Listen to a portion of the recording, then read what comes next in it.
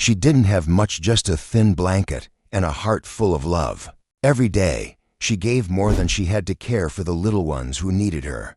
But on this day, exhaustion caught up with her. Curled up on the cold daycare floor beside a crying baby, she thought no one would notice. Then, the door creaked open.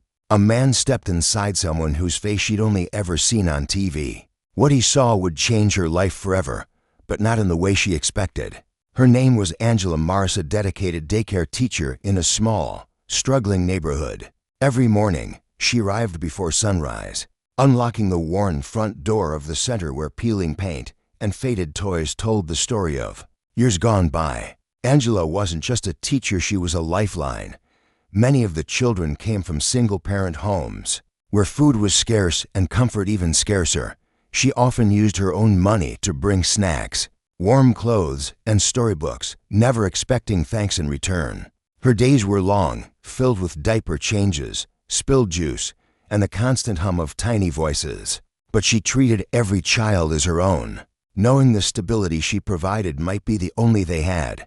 The staff was small, the pay was smaller, and the work never seemed to end. Yet despite it all, Angela's spirit never faltered until one winter afternoon when the heater broke, and a restless baby refused to sleep in the cold. She wrapped the child in her own sweater, lay down beside him on the floor, and held him close. To her, it was just another act of love.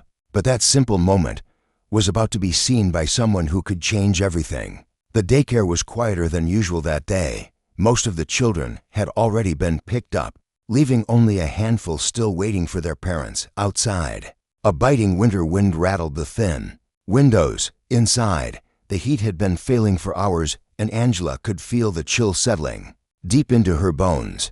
In the corner, a small baby barely a year old began to cry. His cheeks were red from the cold, his tiny fists trembling. Angela tried rocking him in the worn wooden chair, but his sobs only grew louder. She knew what he needed: warmth, safety, and the closeness of a heartbeat.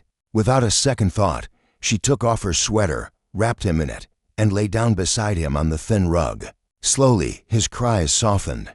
He nestled into her chest, his breathing falling into the steady rhythm of sleep. That's when the doorbell rang. Angela looked up, expecting a parent. Instead, standing in the doorway was a man she had never seen before at all.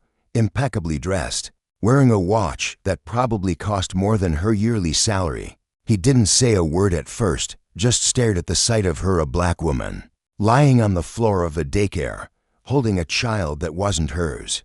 For a moment, she worried, not because she had done anything wrong, but because she knew how quickly people could twist a story when it involved someone who looked like her. She had seen it before: innocent actions spun into ugly assumptions. The man finally spoke. "I was driving by, and I saw the lights still on." His voice was calm, but his eyes were searching, almost studying her. He stepped inside, looking around at the peeling walls, the worn carpet, the lack of heat. Then his gaze returned to her, still holding the baby. Angela explained about the broken heater, how she was just trying to keep the child warm until his mother arrived. But even as she spoke, she could feel the tension. She didn't know who this man was or why he was here. Minutes later, the child's mother arrived, scooping her son into her arms and thanking Angela with a tired smile. The man remained silent, watching the exchange. Then, without a word, he turned and walked out. Angela brushed it off. Probably just someone curious, she thought. But the next morning, her director called her into the office. "Angela, someone came by yesterday. A very important someone." Her stomach sank. She braced herself for the worst: accusations, misunderstandings, maybe even the loss of her job. But the director's tone wasn't angry. It was unsettled. "The man you saw, he's the CEO of one of the largest companies in the state. He called me last night." Angela's pulse quickened. But before she could ask why, the director continued, "He wants to meet you, today." Angela sat in the small conference room, her hands folded tightly in her lap. The fluorescent lights hummed above, casting a cold glow over the polished table. She could hear faint voices outside the door, muffled but urgent. Her chest tightened. When the door finally opened, the CEO walked in, the same man from the daycare. This time, He wasn't wearing a long coat, just a crisp white shirt and an expression she couldn't read. He sat across from her, leaning forward. "I couldn't stop thinking about what I saw yesterday," he began. "You on that floor, holding that baby, no heat, no proper blankets, no resources, and yet you were giving that child more love than money could buy." Angela nodded politely, unsure where this was going. She'd heard speeches like this before, compliments that led nowhere. But then his tone shifted. "Do you know why I stopped in the first place?" She shook her head. "My daughter," he said quietly. "She was in the car with me. She asked me why the lady was lying on the floor with the baby. I told her, maybe the lady didn't have a chair. And she said, then why don't we give her one?" Angela's throat tightened, but before she could speak, his voice hardened. "Then I thought about something else. If you were a white woman, would I have stopped? Would I have looked at that scene and thought something was wrong, or would I have simply assumed you were doing your job?" The words hit her like a cold wave. He wasn't accusing her, but the truth in his tone made her skin prickle. He was admitting something most people never would, that bias had made him stop, had made him wonder. And then came the part that truly shook her. He pulled out a thick folder and slid it across the table. "This," he said, "is a full funding proposal. Heating repairs, new supplies, staff raises. I'm offering it to your daycare. But there's one condition. I want your story told, not just here, everywhere. I want people to see what I saw, and I want them to question themselves the way I had to question myself." Angela stared at the folder. It was everything her daycare had needed for years. But it wasn't just about the money. It was about the weight of being turned into a lesson for the world. For a moment, she felt the old fear creeping in, the same fear that came from being watched more closely, judged more harshly, living with the knowledge that every action could be twisted. Her hands trembled slightly as she asked, "And if I say no?" He leaned back, meeting her eyes. "Then nothing changes." The room was silent.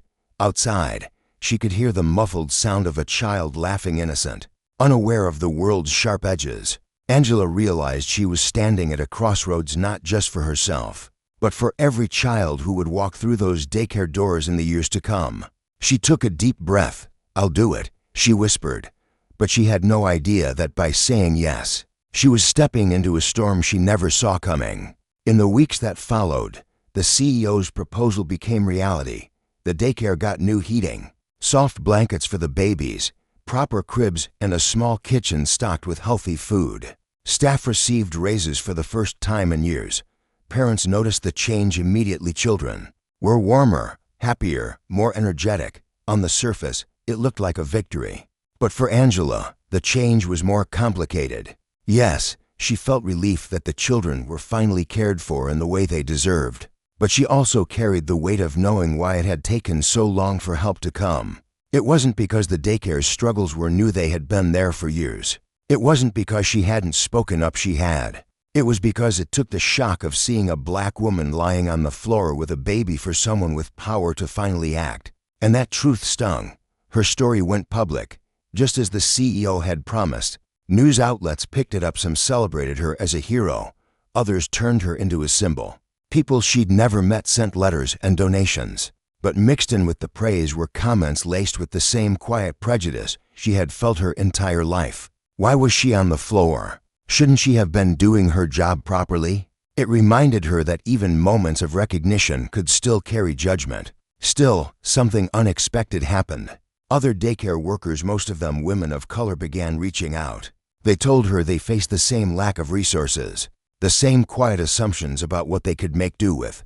Some said her story had given them the courage to speak up, and that, more than the funding, felt like the real change. Angela realized that racism wasn't always loud or violent. Sometimes it was hidden in what people didn't notice, in the conditions they thought were good enough for someone like her. Sometimes it took a moment of discomfort, a crack in someone's assumptions, to open the door for change, but it shouldn't take that.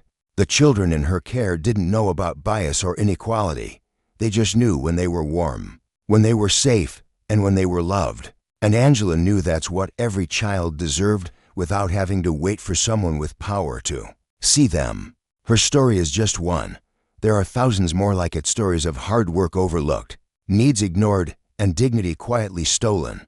The question isn't whether these stories exist. The question is, how many more will it take before we decide that good enough is never enough? So maybe the real takeaway is this: pay attention to what you overlook.